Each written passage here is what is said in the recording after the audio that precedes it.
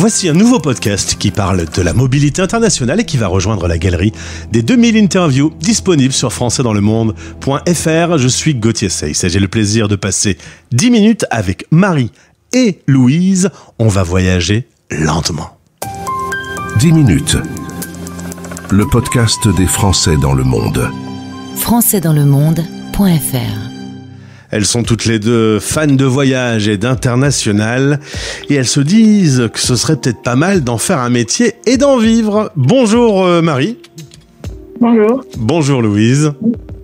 Bonjour. Magie de la technique, mon studio est à Lille, Marie est à Montréal, Louise est à Bordeaux et nous sommes réunis pendant ces 10 minutes pour revenir déjà sur votre parcours et parler de ce projet Odyssée culturel. Vous avez envie de développer ça et pourquoi pas des auditeurs pourraient écouter, rentrer en relation avec vous, faire grandir votre projet. On sait jamais, la radio va peut-être créer des liens, c'est pour ça qu'on est là. Vous êtes toutes les deux copines de lycée.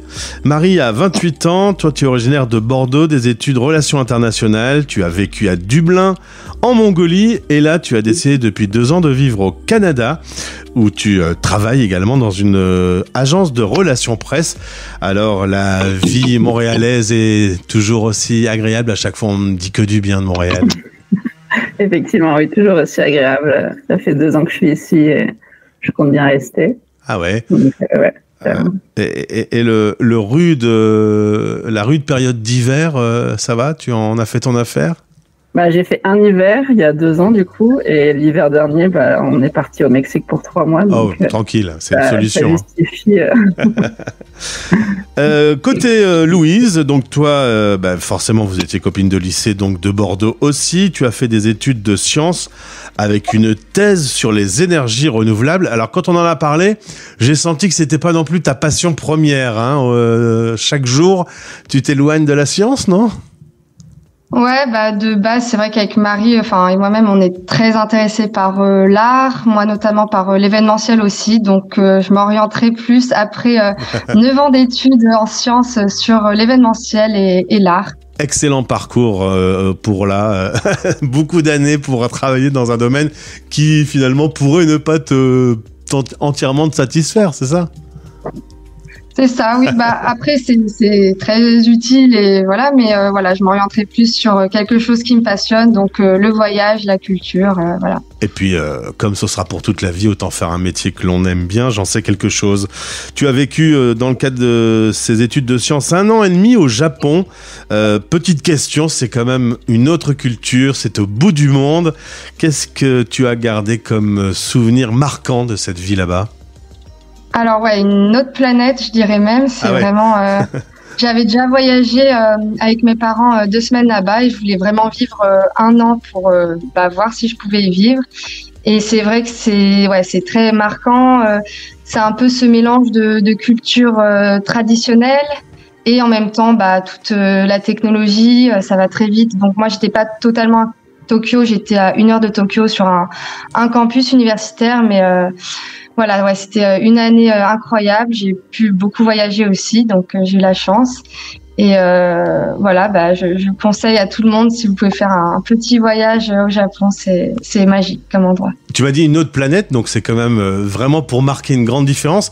C'est quoi la plus grande différence ? Est-ce que au final, c'est pas les relations humaines qui sont les plus différentes de celles que tu connais en Europe ? Ouais. J'ai eu du mal à m'adapter un peu. J'ai essayé d'apprendre le japonais, mais c'est quand même compliqué. Donc barrière de la langue, ils parlent pas très bien anglais, donc c'était vraiment du mal à m'intégrer. Et après les Japonais sont très gentils, ils essaient toujours de nous aider, mais c'est une barrière de la langue. Toujours dans la retenue, la politesse, contrairement aux Français où moi, si j'avais un problème avec quelqu'un, j'essayais de me confronter quand même, d'exprimer mes opinions. Et c'est vrai que là-bas, c'est toujours dans la retenue, la politesse, voilà. Alors, copine de lycée, vous avez eu l'occasion un peu plus jeune de sauter dans un avion pas cher et d'aller voir des capitales européennes, Barcelone, Madrid, vous avez fait le Portugal. Il y a eu le Japon, puisque Marie, tu allais voir Louise pendant qu'elle était présente là-bas. Il y a eu Berlin, et donc là, vous rentrez 3 mois au Mexique, et finalement, vous vous êtes dit pendant cette période, mais dis donc, pourquoi on n'en ferait pas un projet qui s'appelle aujourd'hui Odyssée culturelle. Alors au moment où on se parle, Marie-Louise, ce projet, il est vraiment à son démarrage. Vous vous dites que ça pourrait être pas mal d'en vivre et d'en développer un business. C'est un peu l'idée, Marie ? Ouais, c'est ce qu'on s'est dit. Effectivement, ça remonte il y a longtemps de nos premiers voyages ensemble. On s'est rendu compte qu'on aimait voyager, qu'on aimait l'art, qu'on avait la même manière de voyager surtout. Et du coup, on a pris cette décision de faire ce voyage de 3 mois et potentiellement d'en faire quelque chose long terme avec d'autres voyages prévus qu'on a en tête en tout cas. Alors, voilà. Vous vous êtes équipé un peu d'achat de matériel, vous avez acheté une nouvelle caméra, l'idée c'est de voyager lentement, de vous imprégner un peu des lieux où vous vous trouvez, et puis sous le prisme de l'art, aller visiter des endroits qui sont pas forcément le musée le plus connu de la ville que vous traversez, mais en parlant un peu avec la population locale, d'aller dénicher un artiste, c'est un peu l'idée, Louise ? Ouais, c'est exactement ça. Donc, au début, on arrive dans chaque ville. On est resté à peu près 1 semaine dans chaque ville pour bien s'imprégner de la ville. Et en effet, on a quand même cherché sur Internet donc des galeries qui n'étaient pas forcément très connues. Et donc, on a parlé soit aux artistes directement, soit aux galeristes qui tenaient la galerie. Et oui, de fil en aiguille, ils nous conseillent d'autres galeries, d'autres endroits. Et nous, ce qu'on vise, c'est aussi que l'art soit accessible à tout le monde, donc de viser des galeries ou des endroits gratuits. Donc voilà, c'était vraiment d'échanger avec les locaux pour appréhender l'art de la ville, quoi. Et en effet, ceux qui ont pas mal voyagé, j'en ai eu beaucoup des globetrotters au micro, cette tendance du slow travel s'impose de plus en plus. On prend un peu plus le temps, on voyage moins en avion, on utilise plutôt des transports utilisés par les locaux finalement. C'est comme ça que vous avez fait au Mexique.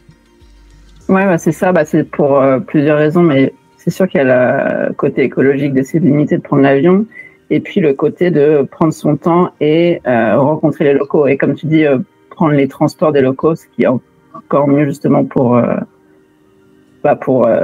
s'intégrer dans le pays et manger local aussi. Et manger local. Ouais.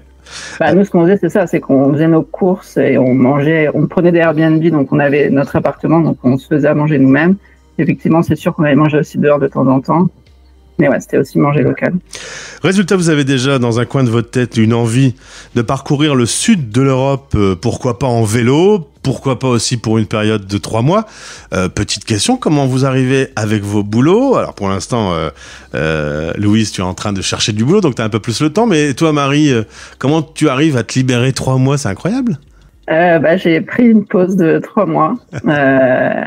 Après, pour la suite, la question se posera de... Est-ce que Odyssée culturelle sera un plein temps ou justement qu'une courte période, mais à voir comment ça se développe. Alors peut-être que des auditeurs sont passionnés comme vous de voyage, sont peut-être aussi plus férus des réseaux sociaux. Vous n'êtes pas contre qu'on entre en contact avec vous et que vous développiez avec d'autres cette passion et ce projet ? Ouais, clairement. On a déjà contacté quelques créateurs de contenu qui étaient aussi donc plus en France, plutôt en France, qui étaient dans le partage des bons plans pour la culture et pour l'art. On en a déjà contacté pour faire promouvoir chacun nos pages. Donc oui, pourquoi pas après aller plus loin et même contacter les radios là comme on fait, contacter d'autres créateurs de contenu pour développer nos réseaux. Vous avez bien fait, vous êtes venu vers la radio des Français dans le monde en m'écrivant un petit mail et c'est comme ça qu'on se retrouve aujourd'hui. Alors on est à la naissance de Odyssée culturelle, vous vous souviendrez, c'était le 30 mai 2024 que l'on a enregistré cette première interview. Je vais juste vous demander les filles de me tenir au courant, de savoir comment cette Odyssée va se développer dans les prochains mois et dans les prochaines années, ça vous va ? Parfait. On espère, ouais. Je vous souhaite à toutes les deux de développer ce projet passionnant le mieux possible. À bientôt. Merci Gauthier. À bientôt. Français dans le monde.